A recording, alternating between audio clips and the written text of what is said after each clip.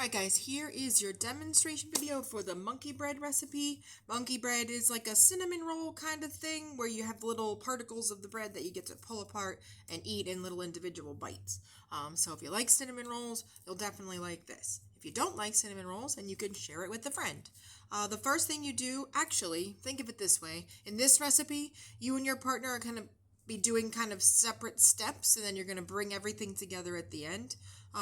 Not making individual batches, but making parts of the same batch and putting it together at the end. Where you made the lava cake, your own little lava cake, in this recipe, it's all together for one group. So, the first person is going to start by making the sauce for the monkey bread. You're going to use a 2-cup measuring cup to do that.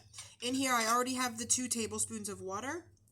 When you measure the water, take the cup and the measuring spoon over to the sink with you. Don't just take the measuring spoon to the sink and then try to carefully bring the water to the cup. That's just silly. Also, when you go to measure the water, don't crank the faucet up on full blast. It'll just squirt out of the measuring cup everywhere and make a mess, get the floor all wet, and you know we're not allowed to do that. Okay, so you just turn the faucet on a little trickle, 2 tablespoons of water in the measuring cup. Next thing you put in the measuring cup is a half a stick of butter, a fourth of a cup. Okay, so a whole stick of butter, half a cup. We only want a fourth a cup of butter, which equals half a stick. In this recipe, you guys will be using this paring knife to cut the biscuits in half. You can also use it in this step if you need to cut your butter in half. It should cut right through the paper. You can give this other half to the neighbors and then put this in your measuring cup with your water. The next ingredient for the sauce, which is important, is the brown sugar. When you measure brown sugar, you want to pack it into the measuring cup, because if I scoop it in and I don't pack it, that means there's going to be air pockets in that measuring cup instead of having it be completely full of ingredient. And we don't want that. We want a full amount of baking powder. Oh, just kidding. Brown sugar.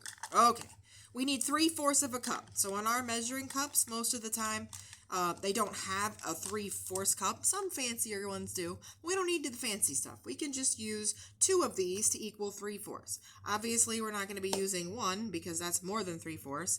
And the 1/3 doesn't go into 3/4 evenly. So we got this option.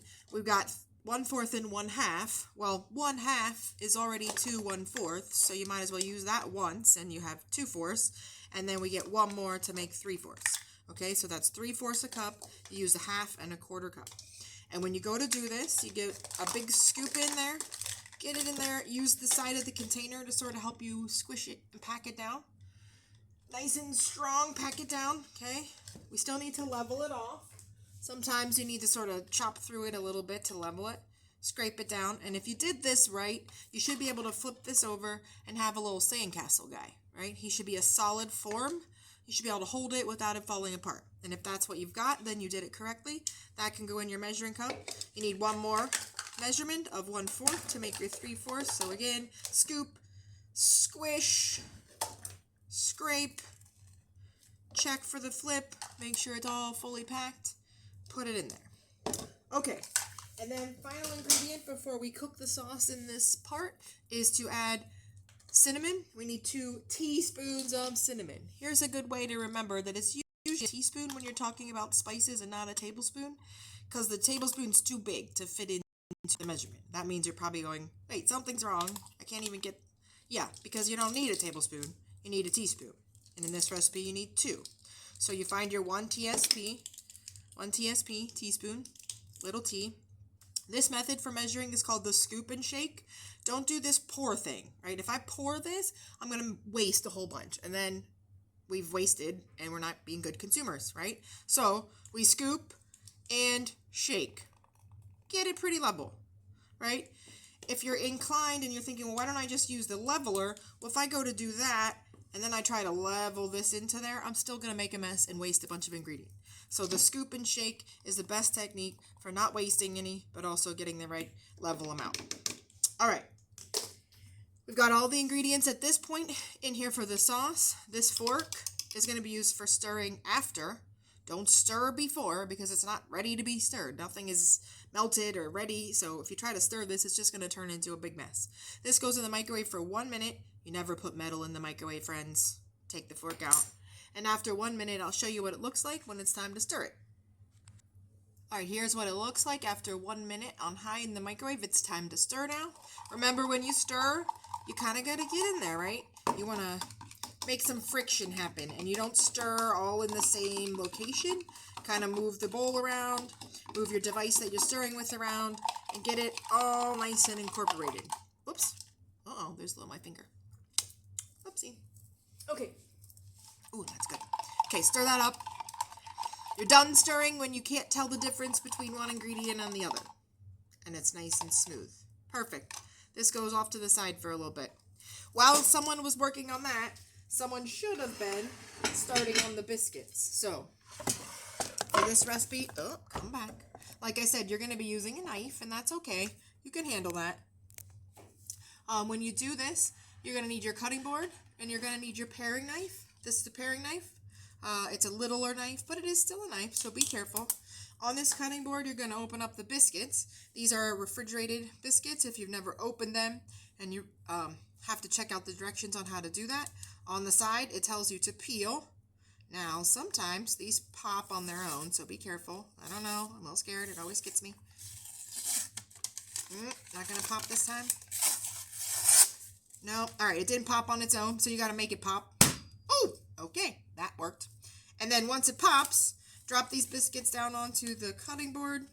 You should have 10 in here. 10 pieces. Separate those 10 pieces out.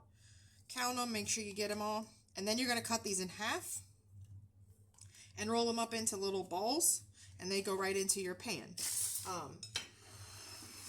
Cut them all in half by using the knife and the bridge technique. So you create a little bridge with your opposite hand, and then under the bridge goes the knife and the thing you're cutting. Hold it in place, slide the knife through, so you have 2 pieces like that. Once I get all these cut in half, I'll show you how to put them in the pan.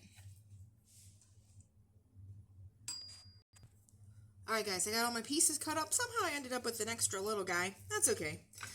Here's the pan that I was talking about. On your recipe, you'll see this diagram once you're done writing it. But essentially what we have is a circular dish. The best shape for cooking in the microwave is circular. You'll learn more about that too later. And then the other thing goes inside. So this is a smaller round glass dish. And what you're creating is a ring shape. So the biscuits are going to go into this dish around the other dish. And when you pick these up, you just kind of roll them and toss them. You don't squish them. You don't go, oh, look at this cute little guy. No. Roll it up. Put it in there. Don't overthink the spacing too much, okay? You kind of want them to be spaced around, but eventually they're going to cook and double, almost triple in size. So they're going to touch eventually, and that's okay. So after you get these all rolled up and put in here randomly around the dish, right? You're going to drizzle your sauce on top, and then these go in the microwave for approximately, I'm going to double check the time, I think it's 5 minutes and 30 seconds at 60% power. Hold on, my recipe's over here. Yes. 5 minutes and 30 seconds at 60% power. Okay? And then once that's done, I got to show you the flip. That's the hard part. Okay? And then remember, too, when you put your sauce in the microwave, it was 100% power. You don't change the microwave to put it on 100%. It always defaults back to 100. You only have to change it if it's less than 100%. Okay, best part, foodies, get ready. Watch the drizzle, right? All the way around. You're using every last drop of this sauce. At first, it appears a little bit runny, but as it cooks, it evaporates a bit. Oh no, friends, I forgot a little something. The vanilla. So listen, pretend I didn't drizzle half that sauce yet. This will help you remember not to do this. I almost forget this every time. We need a teaspoon of vanilla. So vanilla is a water-based ingredient. If I would have added this to the sauce while it was cooking, the vanilla would have evaporated out, and then what's the point of adding it? So if I add a liquid to something really hot, it steams up and evaporates away.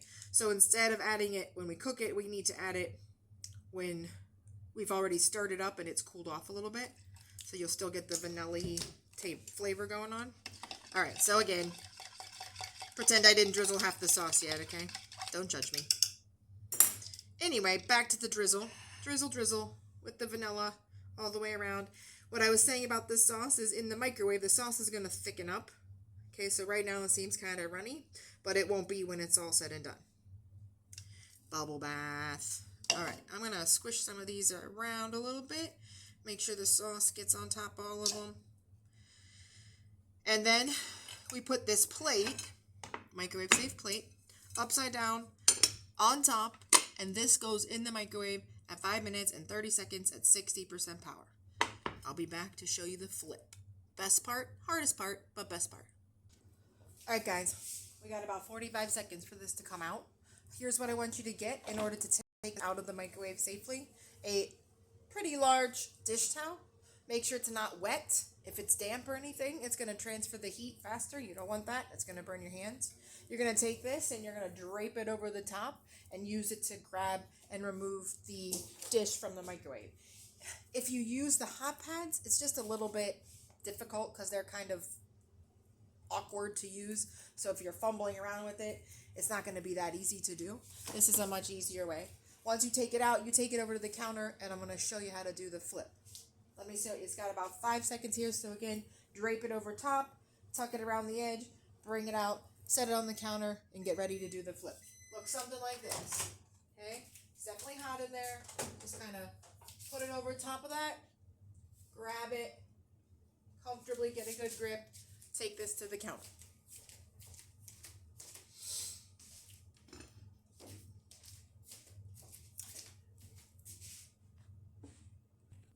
After you bring it over to the counter, you can move the towel out of the way just temporarily. You're going to lift the lid, slash the plate, right? See it nice and bubbly and yummy and yummy and yummy and yummy. Okay, now the flip. This part's important. This dish has to come out of the center. Grab it. Swipe off that yumminess. Bubble bath, right? And then plate goes back on, upside down. We're going to take the towel. I'm going to refer to this as the diaper. Put on the diaper, right? You're going to tuck it in all of the extra areas. And then you just kind of place your other hand on the bottom under the glass dish. The other one goes on top. Squeeze tight like this. And on 3, you flip. 1, 2, 3. Right? It's flipped over now. Now the monkey breads are going to drop down onto the plate. All the yummy gooiness is going to drop down. This needs about 2 minutes of standing time. Okay, so in the meantime, you can remove this dish. It's all hot, be careful.